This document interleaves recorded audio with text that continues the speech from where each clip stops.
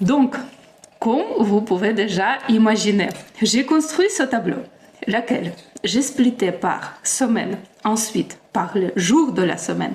Et après, dans chaque jour, j'ai noté quels événements, soit quelles activités j'en ai.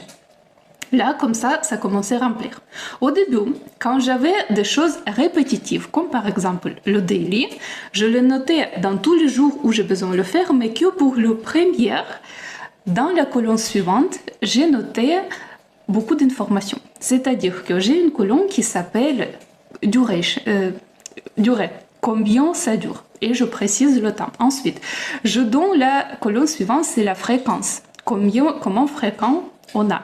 Ensuite, qui est responsable de ça, qui parle ou qui facilite ça, parce que ça peut être quelqu'un d'autre et pas que le Scrum Master. Et ça, on a besoin de le préciser. Et après, il y a la colonne qui est la plus importante, ça ce sont les détails, dans lequel j'explique tout ce que j'ai besoin de faire en tant que Scrum Master, tout ce qui rentre dedans. Et après, pour le jour suivant, qu'est-ce que je fais? Je ne copie-colle la même chose. Je mets juste daily et je sais que la référence de toutes les informations concernant le daily se trouve dans la première ligne dans ce tableau.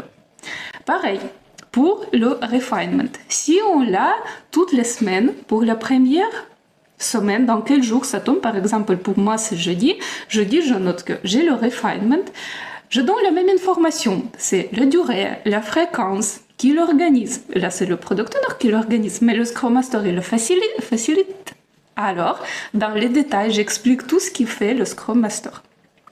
Et après, si la semaine prochaine, jeudi, j'ai le refinement, je ne donne pas toutes ces informations. J'écris juste refinement parce que je sais que dans la première ligne, je vais retrouver les détails, tout ce que j'ai besoin de faire.